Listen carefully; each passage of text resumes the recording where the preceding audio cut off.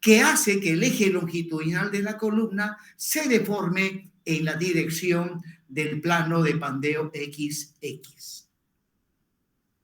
Por lo tanto, si las solicitaciones actuantes, ya sea en el extremo superior o en el extremo inferior de la columna, son un esfuerzo normal de compresión más dos momentos, entonces la columna se dice que está trabajando a flexión compuesta oblicua o, en su defecto, a compresión compuesta oblicua. Y generalmente esta es la situación real esta es la situación real de carga a la que están sometidas las columnas.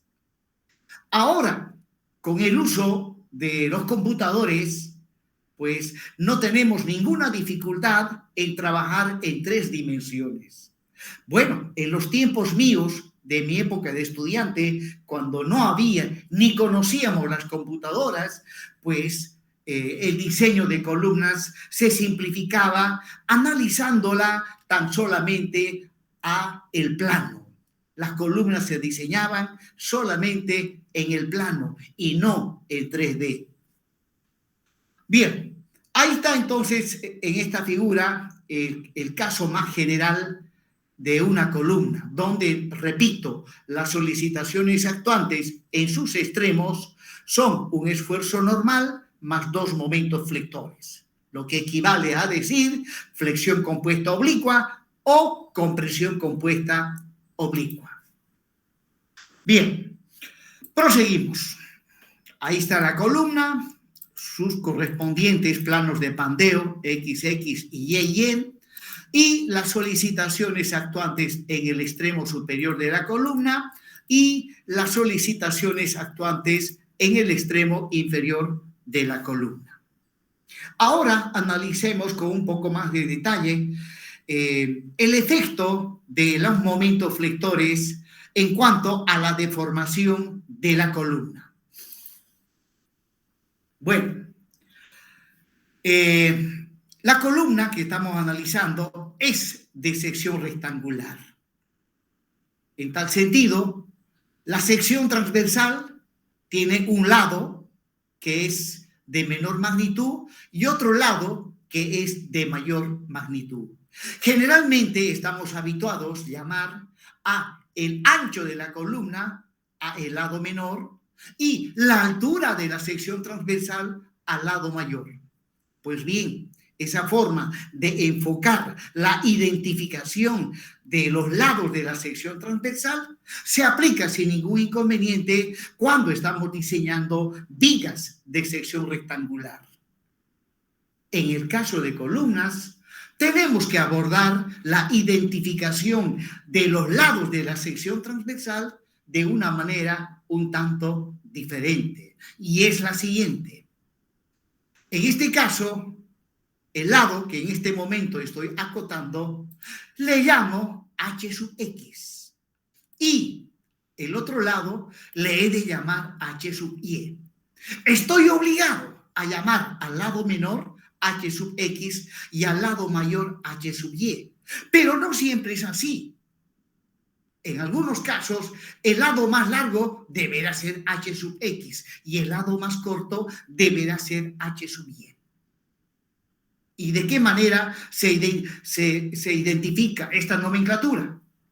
Pues bien, H sub X me está diciendo que es el lado de la sección transversal paralelo al plano de pandeo XX. Si nos fijamos la figura en 3D, evidentemente el lado menor es paralelo al plano de pandeo XX. Y luego, el lado más largo le estoy llamando H sub Y. H sub Y. La letra Y me está diciendo que este lado es el lado paralelo al plano de pandeo Y. Bueno, entonces, de aquí en adelante, esta es la nomenclatura que vamos a utilizar para identificar los lados de las secciones transversales de las columnas. Bien. Bueno, A sub G es lo que la norma ACI denomina el área bruta de la sección transversal, ¿no? que simplemente es el producto de H sub X por H sub Y, me da el área bruta.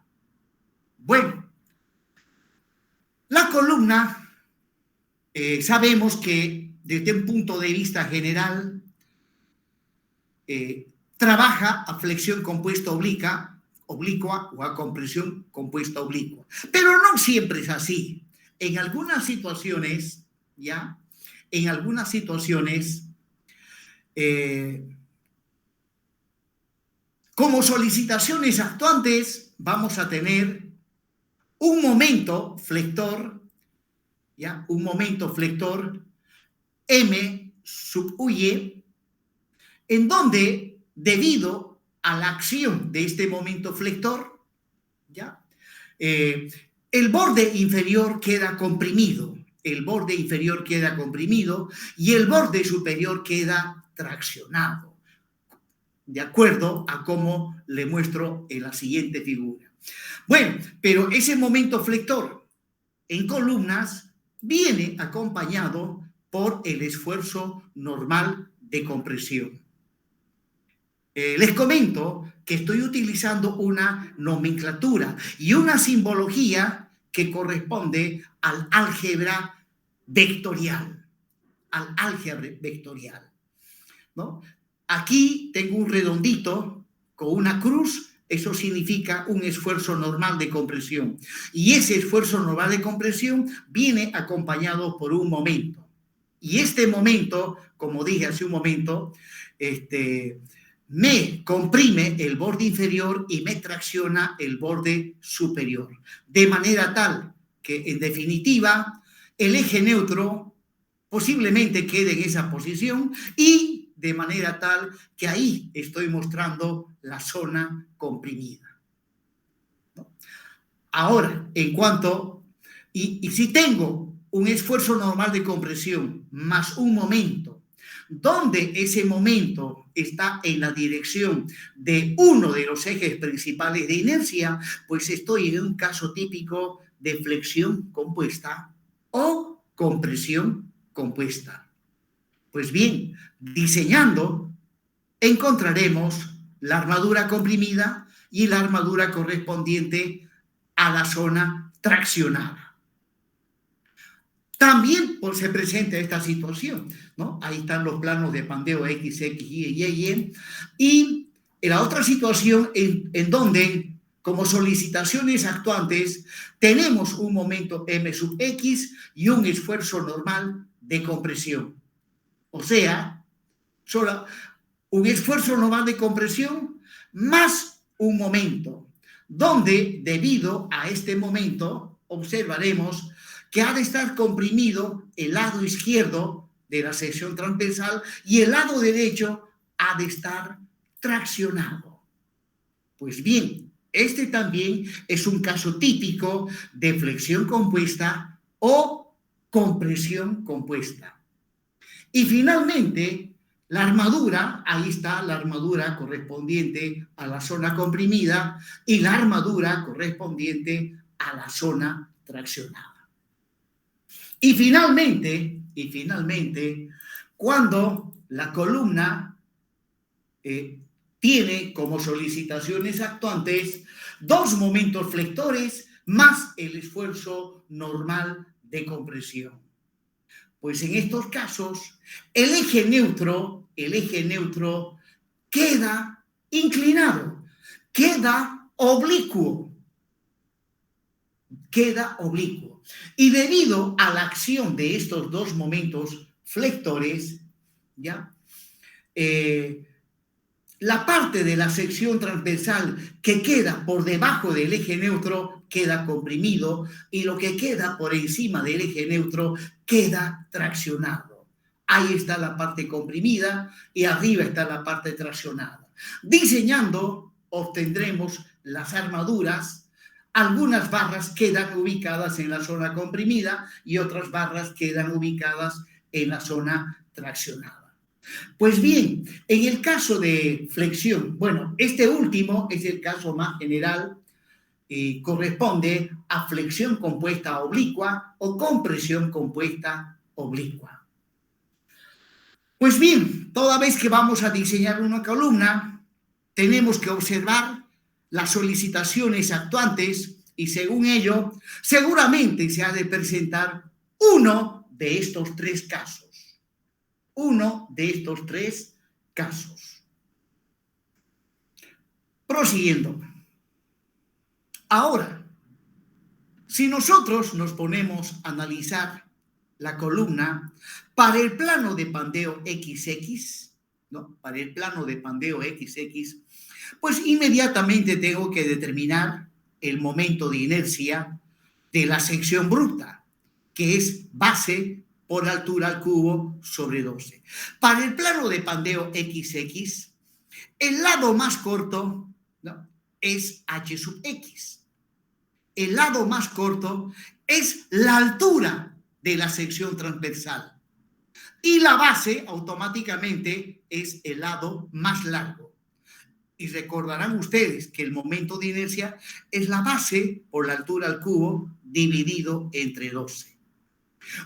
Una vez evaluado de manera correcta el momento de inercia de la sección bruta, pues calculo el radio de giro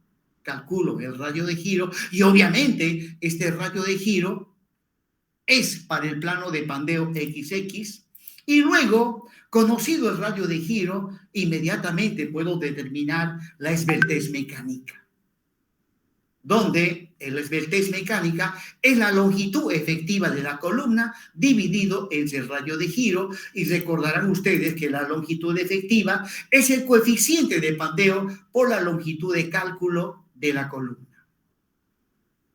Ahora, si voy a analizar para el plano YY, ¿ya? Pues bien, para el plano YY calculo su correspondiente momento de inercia. En este caso, la base es H sub X. Y la altura, si estoy analizando para el plano YY, la altura de la sección transversal es el lado de la sección transversal paralelo al plano de pandeo para el cual estoy analizando la columna. Calculado el momento de inercia de la sección bruta, inmediatamente puedo calcular el radio de giro, conocido el radio de giro, la esbeltez mecánica, ¿no?, donde en la esbeltez mecánica la longitud efectiva es K por L sub U. Bueno, la clase anterior también hemos explicado desde un punto de vista estrictamente teórico cómo se determina el coeficiente de pandeo K.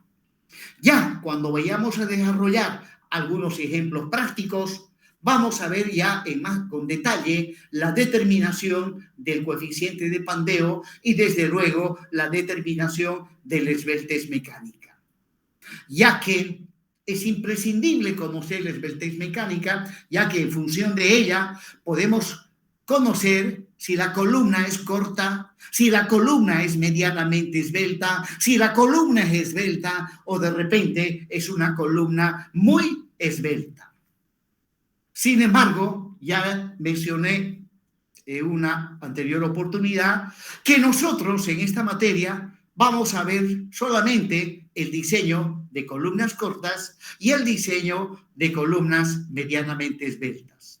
No vamos a ver los otros tipos de columna. Sin embargo, no perdemos mucho porque la mayoría de las columnas son columnas cortas y también columnas medianamente esbeltas. Rara vez ustedes se van a encontrar con una columna esbelta y peor aún con una columna muy esbelta. Bien, proseguimos.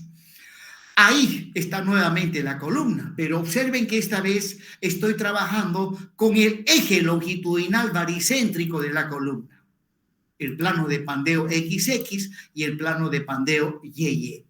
Pues al final, para no estar dibujando la columna en 3D, lo que hacemos es trabajar directamente con el eje longitudinal baricéntrico de la columna. Y bueno, ahí están nuevamente las solicitaciones actuantes, dos momentos más un esfuerzo normal en el extremo superior y también en el extremo inferior el esfuerzo normal acompañado por dos momentos flectores. Ahora,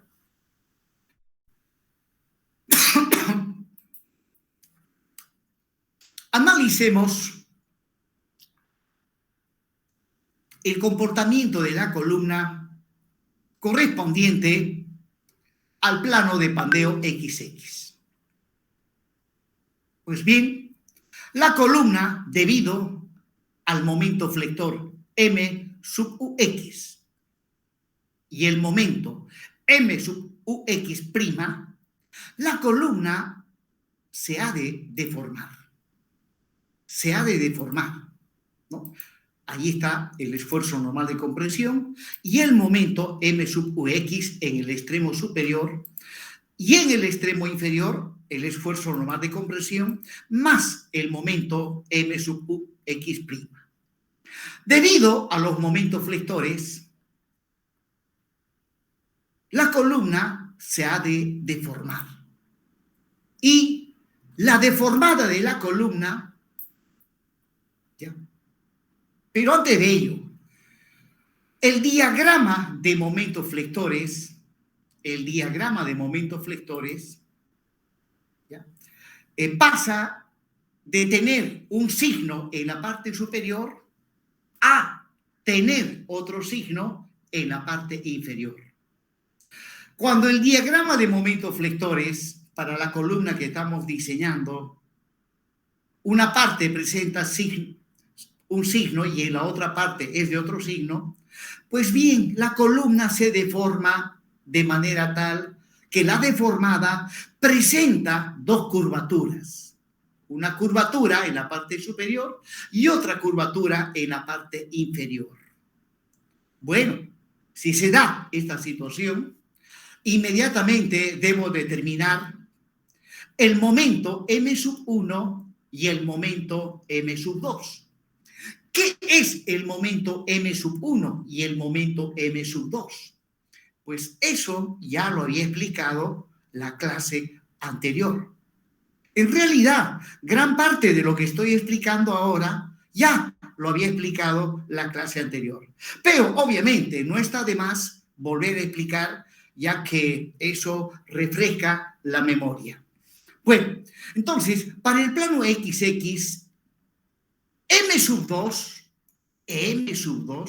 que en este caso le voy a llamar M sub 2X, porque estoy analizando para el plano M2X, para el plano XX, M2X es el mayor de estos dos momentos flectores. O sea, es el máximo entre M sub UX y M sub UX prima.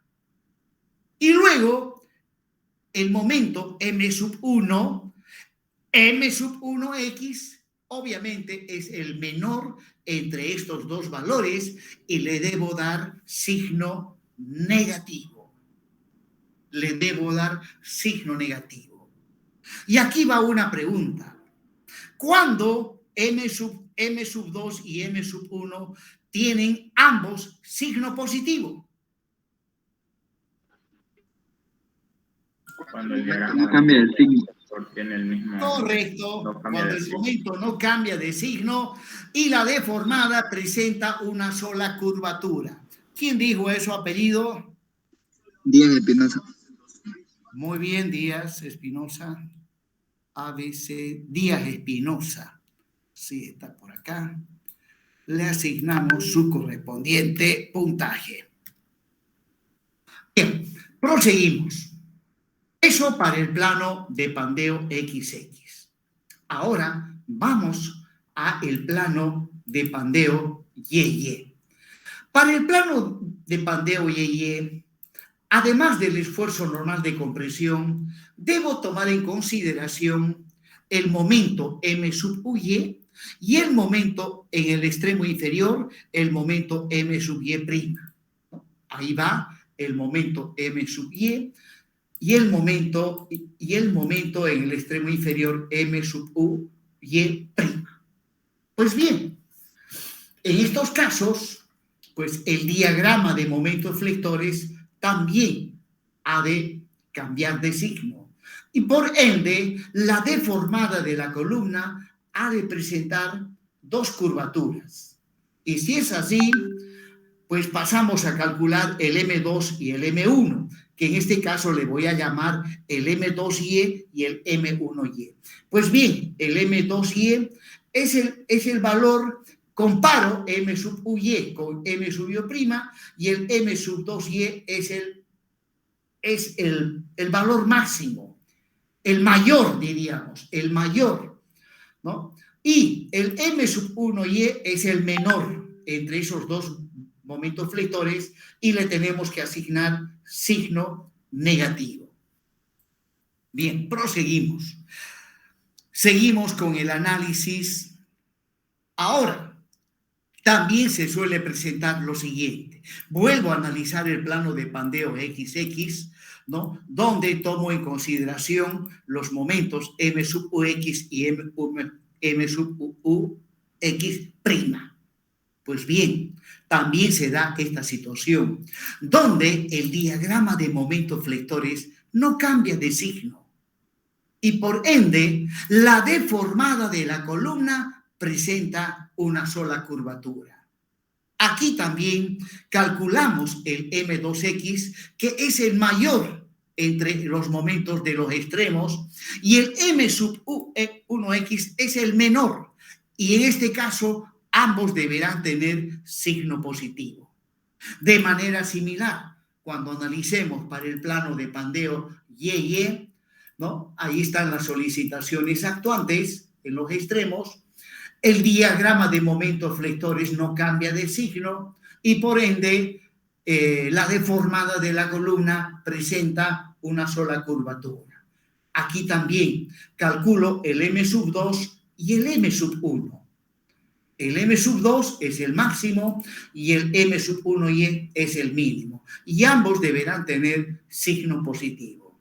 Entonces, cuando vaya a diseñar una columna, ¿ya? Yo necesito conocer el diagrama de momentos flectores. Sin el diagrama de momentos flectores, no voy a poder definir de manera precisa el M sub 2 y el M sub 1. Y bueno, lanzo otra pregunta. ¿Para qué me sirve calcular el M sub 2 y el M sub 1? Para encontrar el rango desde el T4. Cuando es en columnas cortas, se lo ocupa ahí. Correcto. Para saber si mi columna es corta o si es medianamente esbelta. ¿Cómo apellida? Sarabia. Muy bien.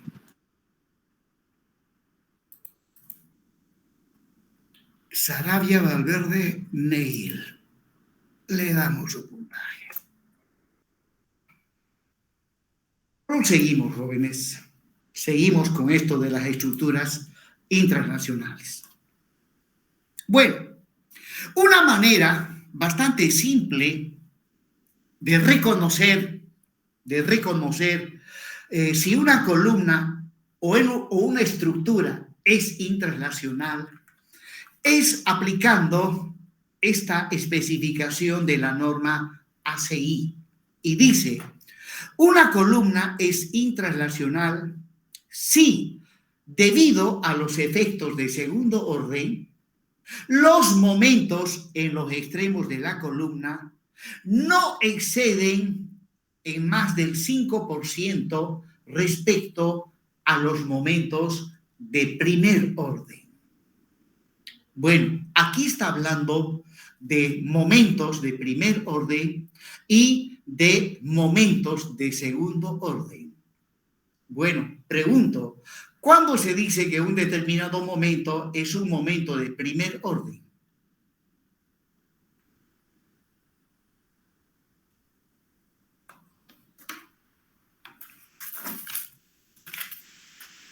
Bueno, ustedes desde Física 100, donde seguramente llevaron estática, isostática 1, isostática 2, resistencias, hiperestática, también han cursado ustedes ya la materia de hiperestática, ¿no? Aprendieron a analizar estructuras en hiperestática, por ejemplo, aprendieron a analizar estructuras aplicando el método de las fuerzas y el método de las deformaciones, ¿no? Se calculan reacciones, se calculan los esfuerzos internos, momentos normales cortantes. Pues bien, esos momentos que se determinan, los cortantes, los normales, son solicitaciones de primer orden. ¿Ya? Eso que ya ustedes saben calcular son solicitaciones de primer orden. Se dice que son solicitaciones de primer orden porque al analizarlas no tomamos en cuenta la deformación de la estructura. No tomamos en cuenta la deformación de la estructura. Bueno, ahora, aquí también habla de las solicitaciones de segundo orden o los momentos de segundo orden. Bueno, los momentos de segundo orden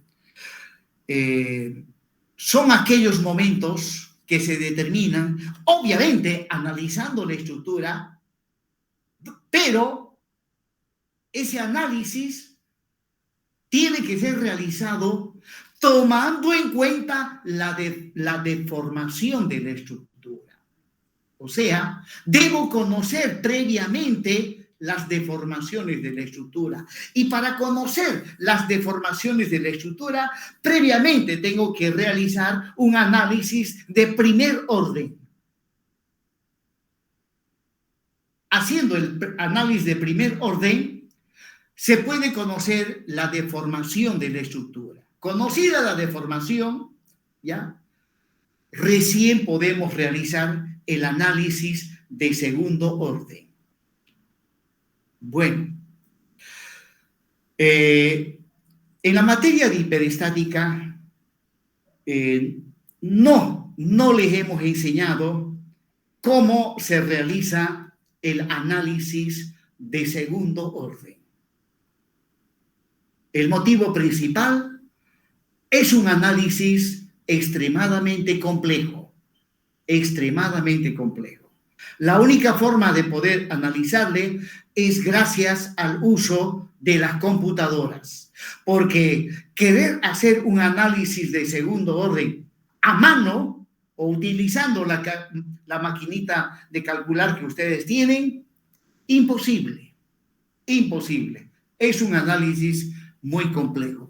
Solamente con la ayuda de las computadoras es que actualmente sí podemos realizar análisis de segundo orden, o sea, análisis tomando en cuenta la deformación de la estructura. Bueno, entonces aquí está mencionando, si una vez realizado el análisis de primer orden, para el cual se conocen los momentos, y luego hacemos un análisis de segundo orden, donde también determinamos momentos, comparando esos momentos, ¿no? Dice que los momentos de segundo orden no tienen que ser mayor en más del 5% con respecto a los momentos de primer orden. Si se cumple esa relación, entonces podemos decir que nuestra estructura es intraslacional. Bueno, pero también hay otras maneras de determinar si nuestra estructura es intraslacional o traslacional. Y es la siguiente, ¿no? En el caso de un edificio de varios pisos, se dice que un determinado piso, o sea, el piso de una estructura es intraslacional o indesplazable lateralmente si se cumple la siguiente relación. Q, el cual se evalúa mediante esta formulita, tiene que ser menor o igual a 0.05. 0.05.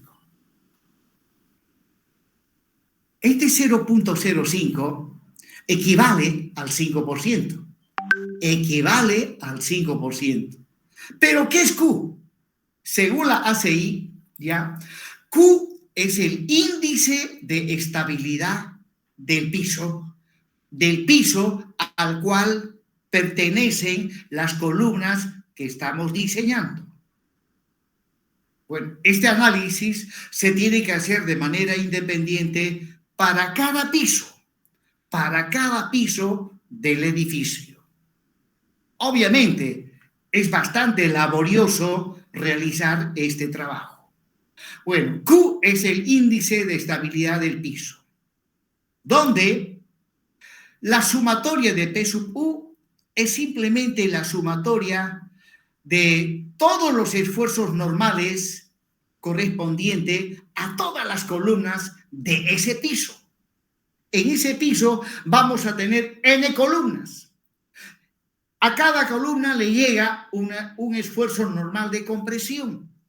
Pues acá debo sumar los esfuerzos normales de compresión que le llegan a las columnas de ese piso. Ahí no hay ninguna complejidad.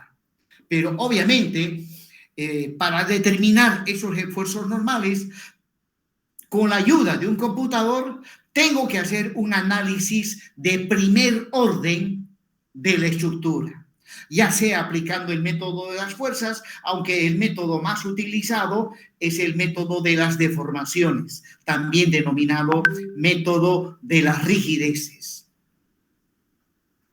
Bien, luego inmediatamente determinamos el B sub US. Bueno, B sub US es el esfuerzo de corte horizontal total correspondiente al piso. Resulta que las columnas, además de estar sometido a un esfuerzo normal de compresión y dos momentos flectores, también están sometidos a esfuerzo de corte. Y los esfuerzos de corte que aparecen en columnas principalmente es debido a la acción del viento, a la acción del sismo, o cuando la estructura es muy asimétrica o antisimétrica, pues aparecen esfuerzos de corte en cada columna. Pues bien, B sub US es la sumatoria de los esfuerzos de corte que aparecen en cada una de las columnas correspondientes a un determinado piso del edificio. Si en un determinado piso tengo 20 columnas, cada columna ha de estar sometido a un esfuerzo de corte. Sumando los esfuerzos de corte correspondientes a todas las columnas, voy a encontrar B sub US. Bueno, eso también no representa ninguna dificultad, ¿no? Si con la ayuda de un computador hacemos un análisis de la estructura, obviamente un análisis de primer orden. Luego, delta sub cero es la deriva. De repente alguien me dice, ¿a qué denominamos deriva? Me acuerdo que también hablamos algo al respecto la clase anterior.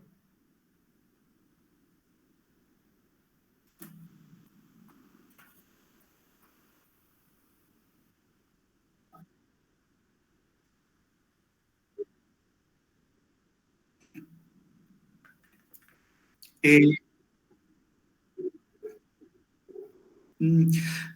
término desplazamiento lateral está bien, pero no está especificando bien a qué desplazamiento lateral se está definiendo, ¿no?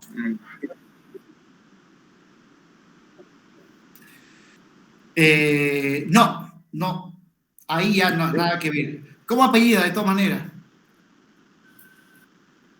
Muy bien, Gutiérrez, le vamos a asignar puntaje. Ingeniero, creo que eran los desplazamientos laterales debido a la acción del viento. Correcto, por ahí va. ¿Cómo apellida? Sarabia. Muy bien, Sarabia. Aquí va.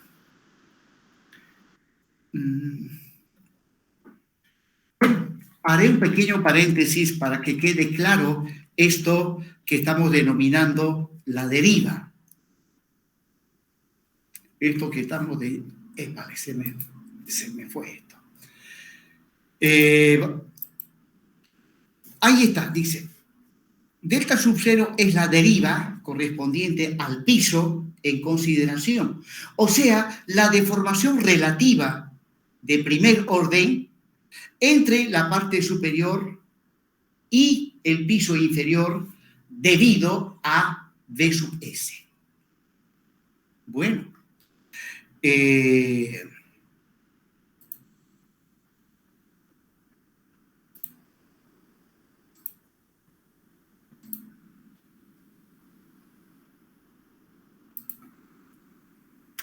en un edificio,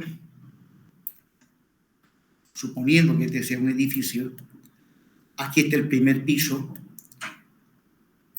segundo piso, bueno, y así sucesivamente.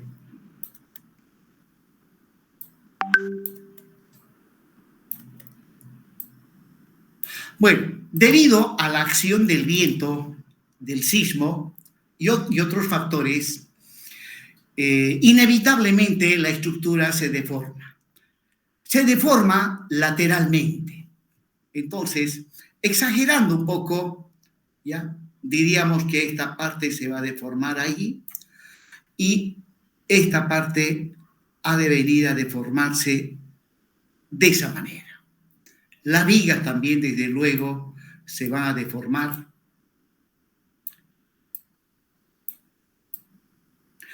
Y, bueno, si yo estuviese analizando las columnas correspondientes a este piso, ¿ya? A este piso, entonces me interesa conocer para este piso, para ese piso, el desplazamiento lateral. De acá, acá, llamémosle delta sub n. El piso inferior también ha de experimentar un desplazamiento lateral, llamémosle delta sub n menos 1. Delta sub n menos 1. Entonces, para el piso que estoy analizando, que es este es el piso para el cual estoy analizando, el delta sub 0 es simplemente el delta sub n del piso superior, el desplazamiento lateral del piso superior, estoy llamando delta sub n, menos el desplazamiento lateral del piso inferior, delta n menos 1. ¿No? O sea, en términos técnicos, es el desplazamiento lateral relativo, ¿no?, del piso del piso que estoy analizando con respecto al piso inferior. A eso le llaman deriva.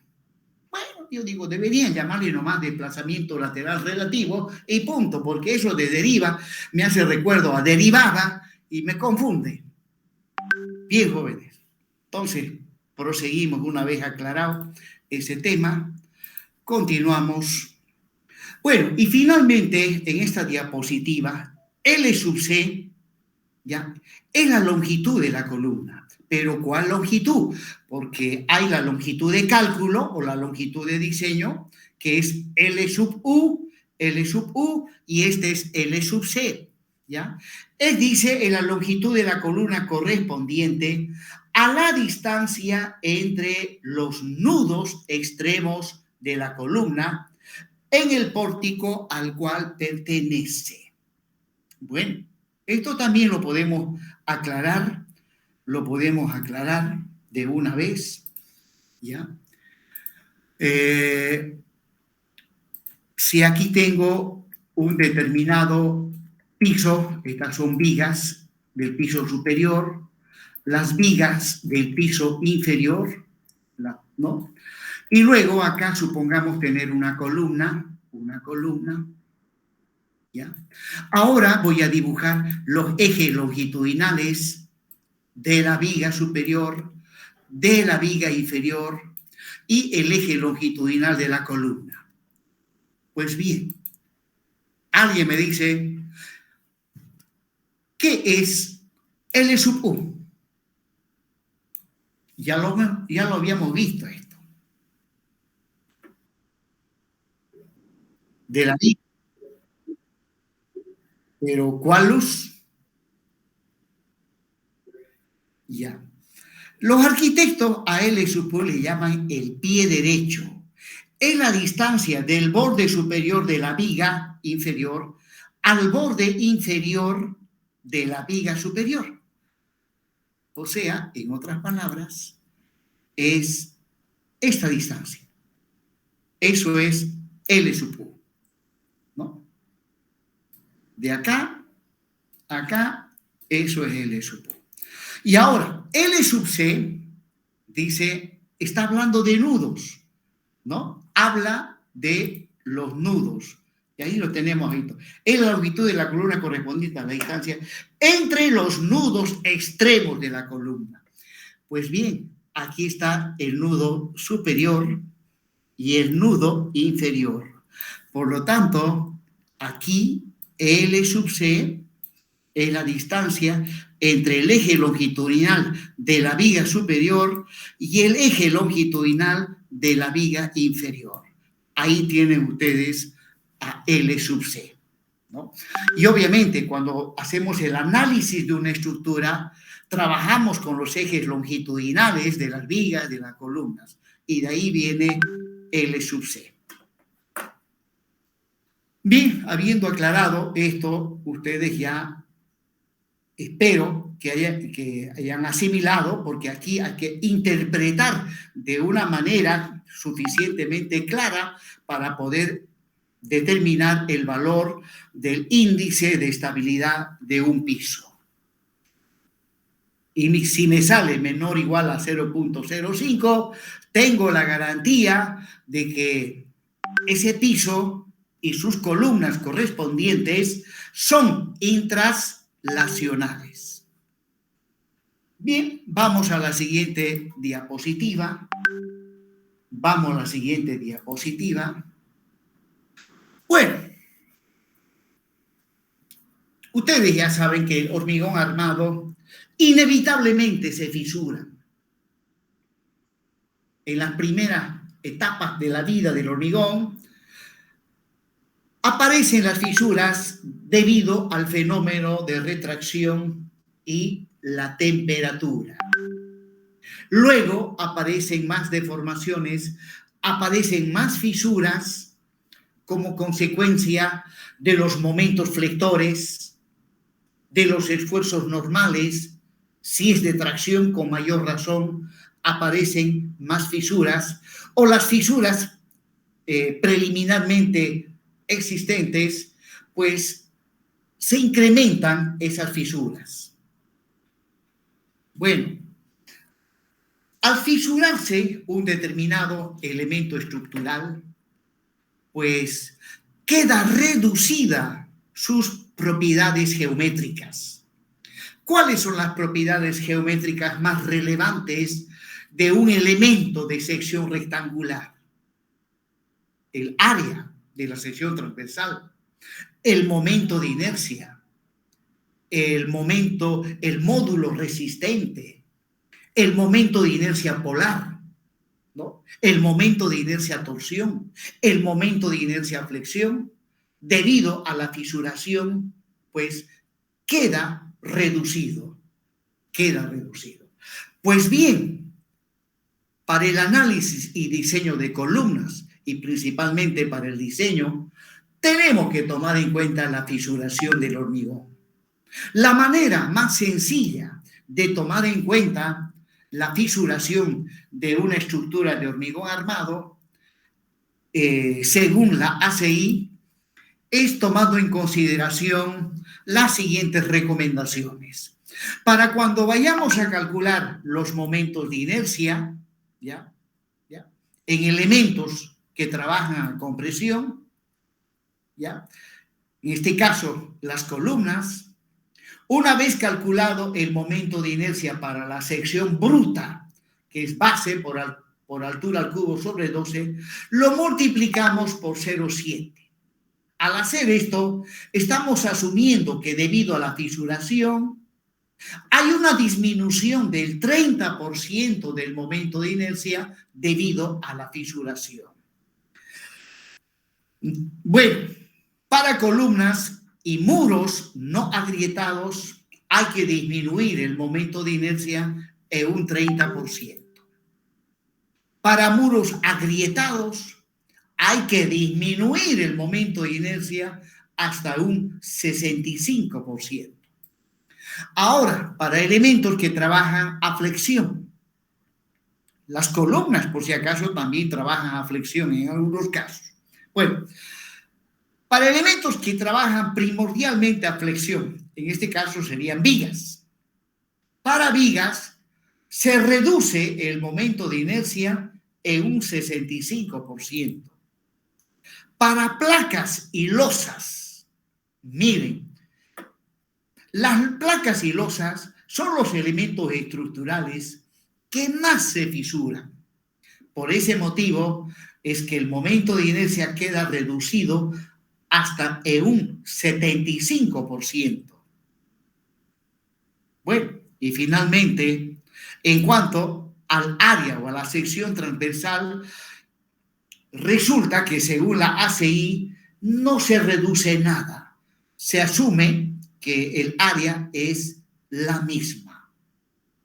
Bueno, nosotros vamos a tomar en consideración estos aspectos para cuando vayamos a resolver una estructura. Para el examen está permitido llevar esta información, por si se olvida, esta información y algunas tablas que, si no me equivoco, ya les he facilitado unos dibujos, unos diagramas que más adelante lo vamos a utilizar. Ya les voy a indicar cuál diagrama ustedes le tienen que sacar fotocopia para el día del examen. Y esta tablita también está permitido llevar el día del examen. Ingeniero, disculpe, en la anterior hoja dijo que las placas y losas estaban con un 0,75, ¿o me estoy equivocando? ¿La anterior clase? No, en la página que acaba de cambiar. No. Claro, se reduce un 75%. Si un cierto valor lo multiplico por 0,25, implica que le estoy reduciendo un 75% de su valor. Ya, gracias, ingeniero, me estaba confundiendo. Ya. Y bueno, pues bien, según la norma ACI, también se pueden utilizar las siguientes expresiones, ¿no?, para calcular el momento de inercia, ¿no?, para no estar aplicando 0,35, 0,25, 0,7. Para elementos que trabajan a compresión, como en el caso de columnas, mediante esta expresión podemos calcular el momento de inercia. Pero tiene la desventaja que para calcular el momento de inercia yo necesito la armadura que lleva la columna. O sea, tendría que haber hecho previamente un diseño de la columna, ¿no? Pues bien, esta fórmula se utiliza cuando se quiere afinar los cálculos, ¿no?, porque intervienen muchos parámetros, el área de la armadura de la columna, el momento último, el esfuerzo normal último, y bueno, varios parámetros, el P sub 0, luego les explico el P sub 0. Luego también en el caso de vigas, para calcular el momento de inercia podemos aplicar esta expresión, ¿no? Y esto generalmente se recurre a estas formulitas cuando se quiere afinar los cálculos, ya que, por ejemplo, para calcular el momento de inercia de una viga, necesito conocer ρ. Ρ es la cuantía geométrica. Ρ es la cuantía geométrica. ¿Y qué es la cuantía geométrica? Es el cociente entre la armadura que lleva la viga, ¿ya?, y el área de la sección transversal de esa viga. O sea, necesito también conocer la armadura. Y la única forma de conocer la armadura es habiendo hecho previamente el diseño de ese elemento estructural. Bueno, nosotros no le vamos a pedir afinamientos porque lleva demasiado tiempo.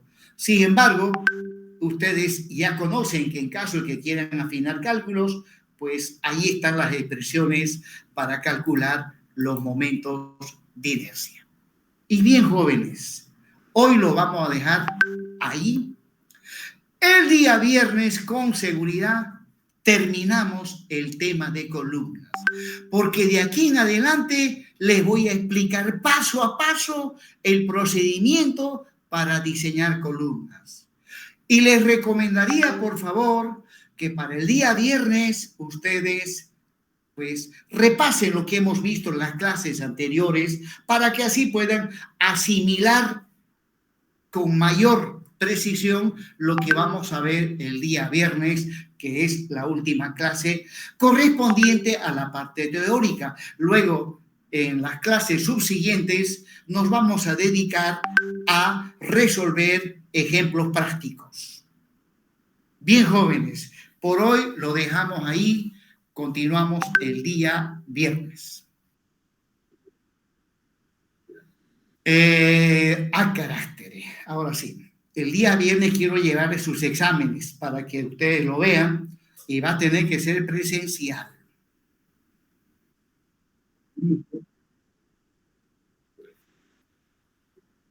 Voy a ver si el tiempo me da. Me gustaría llevarles los dos de una vez. Voy a ver si el tiempo me da para terminarlo todo. ¿Ya? Bien, jóvenes, me despido. Hasta luego. Hasta el próximo viernes. Hasta luego.